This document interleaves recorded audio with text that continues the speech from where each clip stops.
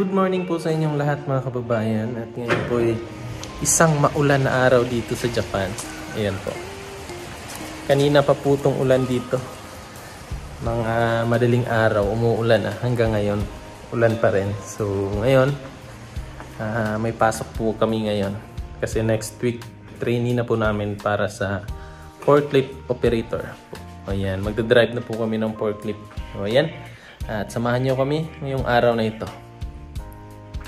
Meanwhile, tapos na po yung klase namin at ngayon po yung nagluluto na kami ng aming tanghalian. Ayan yung niluluto namin. Tuyo na ano to? Dilis. Dilis tsaka corned beef. Ayan. Tapos si ano naman, si Franz naman, maghahalong tayo ng basura. Sinisegregate nyo yung ano, sinisegregate nyo yung basura namin. Yung lata, saka yung mga plastic, cellophane, sinisegregate kasi kailangan isegregate yung basura dito sa Japan. Ganun ka galing dito sa Japan. Malinis sa basura. Yung basura nga namin, hinuhugasan pa yan namin para at least hindi nakakahiya. Yan, naluto na yung ano natin, dilis. Yung dilis pala dito, nasa ano din to, nasa 328 yata yan, yung isang balot. Yan yung ano namin, no? Ulam for today's video. Kunin ko muna yung ininit ko kasi may ininit ako dito. Binili namin to sa ano, sa Supa.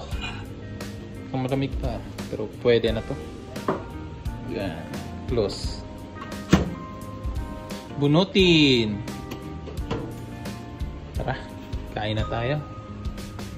Kasi gutom na si Franz. Itadakimasu. Ano yan?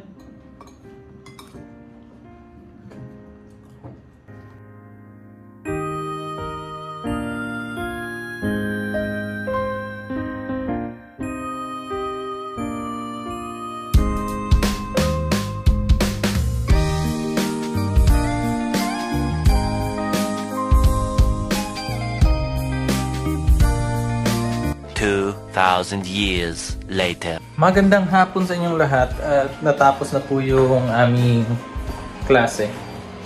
Nagluto pala ako ng ano, hapunan. Yan yung niluto ko. Yan.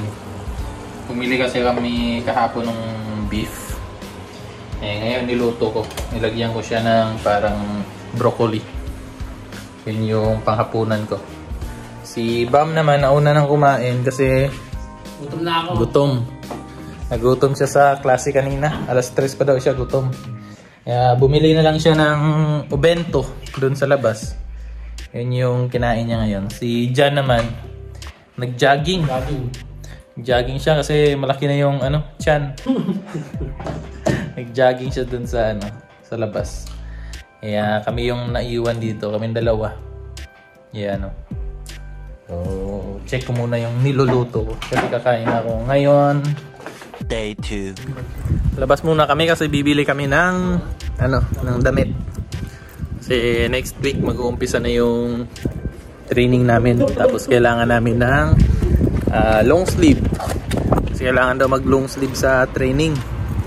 Hindi pwede yung naka t-shirt lang. Kaya ang gagawin natin ngayon, bibili tayo sa labas ng long sleeve. Tara, hanap tayo. Ganda ng ano ngayon, oh, panahon. Ganda ng panahon ngayon. Kahapon kasi maulan dito eh. Mga halos isang araw din umulan dito. 2 days na pala natin to ngayon. Pangalawang araw, hindi tayo nakapag-upload kahapon. Kanang eyebags ko. Nagano kasi kami kagabi. Nagpuyat.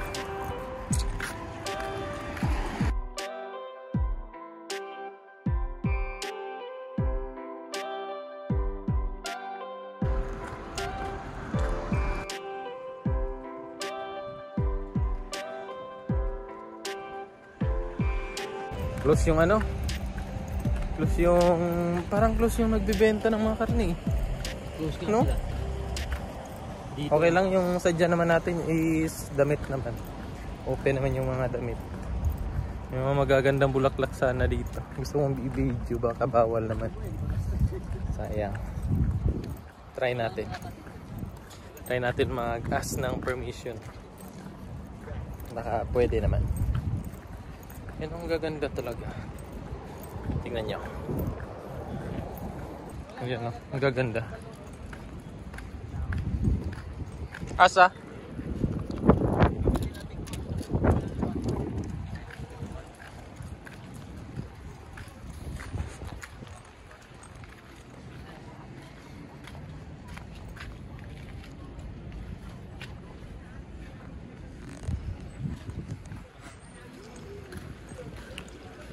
Na ano kami doon. May na-meet kaming Pilipina andun sa ano, entrance. Kita mo talaga yung kaibahan ng itsura ng mga Pinay sa ano, sa Japanese. Tara, hanap tayo ng long sleeve.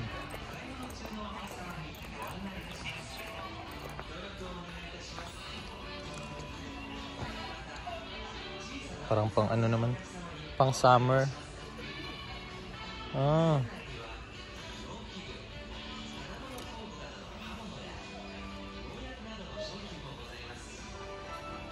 France.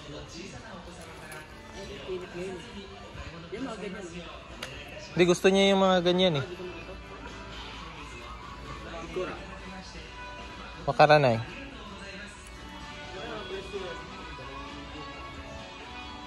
Ito yung mga damit na pang summer. Kasi pag summer na, tinatanggal na nila yung mga pang winter na damit. Ito yung mga pinapalit nila. Ito pre. Matrepit kasi yun eh. Kaso yung sukat. Sports yan eh.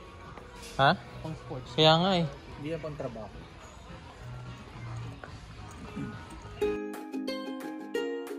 Ayan mga kababayan, o, tingnan nyo yun naman yung mga bulaklak. Pag pumupunta talaga kami dito mga kababayan, talagang yung mata ko parang namamagnet kasi sobrang gaganda po talaga ng mga bulaklak. Tapos dun sa unahan niyan mga kababayan, ayan, makikita nyo may mga bonsai din po yan. Ayan po, ang gaganda po.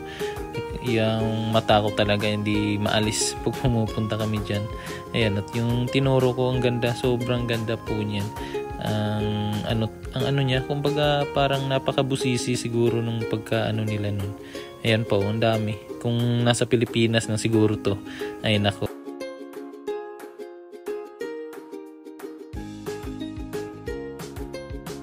Ayan, dito naman banda po, may mga ano din to eh, yung mga halaman na kadalasan dito.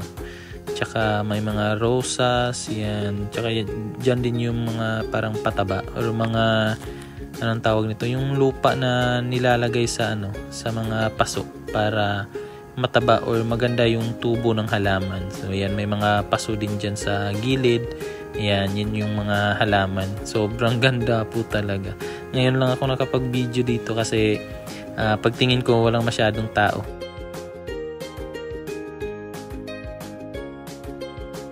Nung unang tingin ko talaga sa kanila, parang plastic. Akala ko nga hindi siya tunay. Pero nung nilapitan na namin, totoo pala. Kaya namangha ako. Mas lalong namangha ako sa ganda ng mga bulaklak na to. Kasi nga, kakaiba yung ano niya eh. Kakaiba yung itsura niya. Parang plastic talaga siya tingnan. Yung ito naman, gumamela to eh. Kung pagkakaalam ko, gumamela yung ano nito. Marami naman yan sa Pilipinas. May mga bulaklak din na ano, gaya nito. Ito talaga sobrang ganda talaga nito. Para talaga siyang plastic, parang hindi tunay. Ganda niya. Dito naman banda mga kababayan, ito yung mga gulay. Yan, may talong, may yan po, palaya. Yan yung talong. May nakita nga kami yung Pilipina na bumili siya ng mga talong kasi nagtatanim daw siya. Yan naman yung kamatis. At ito yung kanilang luya. May luya din sila. Yan, ibang itsura, ang laki. Yan, lipat kami ng ano, ng store kasi wala po doon. Wala kami nakita doon. Kaya maghahanap kami ng iba. ibang lugar na meron. Tara. Meanwhile, Ayan, medyo ano na, madilim na. Ang ganda ng ano, medyo madilim na po dito. Ingat lang sa mga kanto, baka masagasaan tayo, wag naman.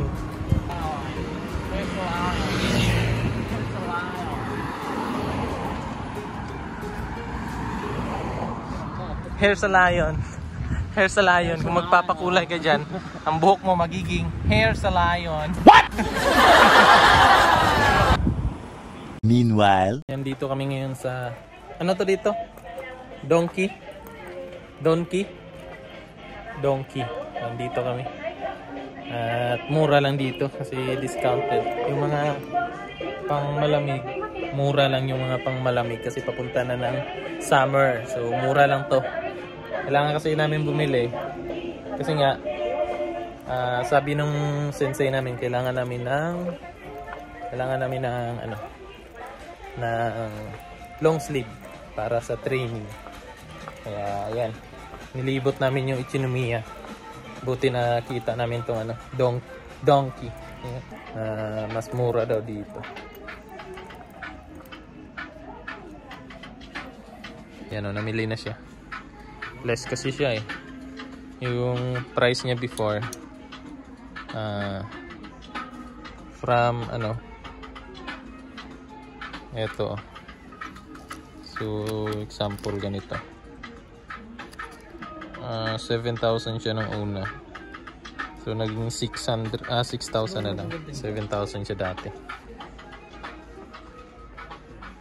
few moments later. Ginabi na kami dito sa ano? Ano ngayon? Donkey. Ginabi na kami, namili na kami ng ito. Bumili na din kami ng ano, pang ulam. Para di na kami magluto dun sa bahay. Bahay. Hindi naman atin yun eh. So, hindi na kami magluto dun. Ang gagawin namin, initin na lang namin to. Tapos wala na, tulog na. Pero bukas yung pasok namin, ano pa naman eh, alas 3 pa. So okay pa yan. Sipag sensei magturo eh. Sobra pa sa half day. Ito, ganito pala yung gasolinahan nila dito, yung gas nila. Yan yung ano nila dito, yung price nila, yung gas nila dito. Ang layo kasi ng ano namin, yung nilakad namin. Pauwi na kami ngayon. Galing namili. Pauwi na kami. Medyo malayo-layo pa yung lalakarin namin. Naku, parang hindi na namin alam tong ano lugar na to Parang hindi man tayo dito dumaan kanina. Ito kasi sabi nito, umanan daw tayo eh. Paano na yan? Sabi ng Google. Hindi mo tinandaan sa ikaw navigator namin. Parang hindi ito yung dinaanan natin kanina eh. Iba yun eh. Mag-taxi naman tayo. Taxi. Wala kang taxi dito. Natin na katutulog.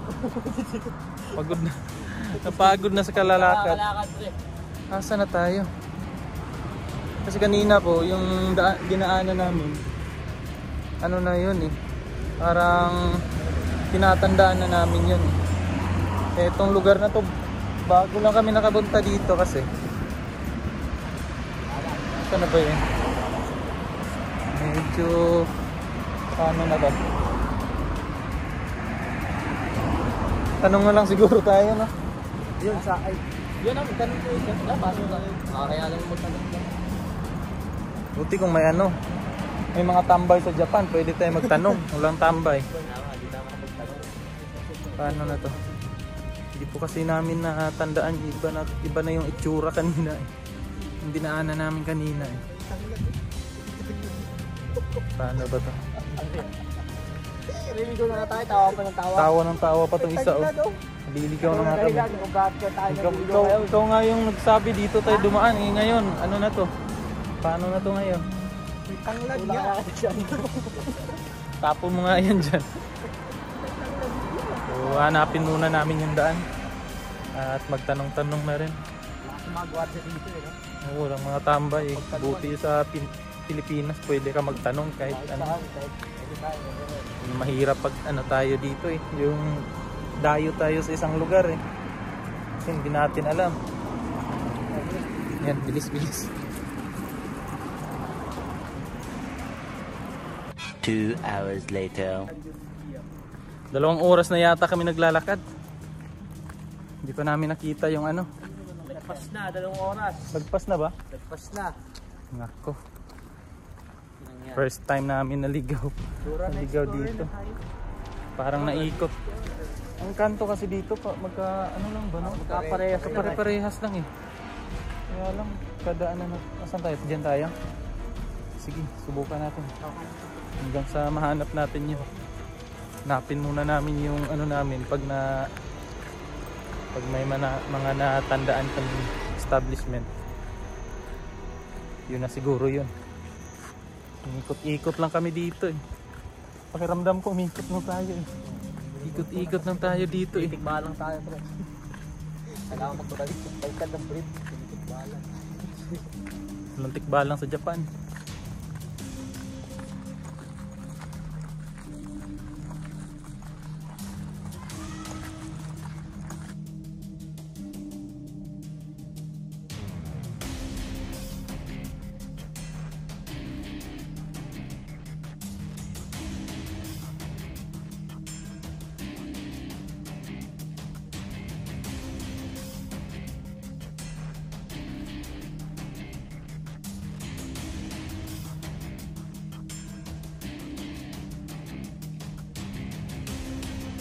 Meanwhile, Ayan po at sa awa po ng Panginoon, dito na po kami sa ano, dito.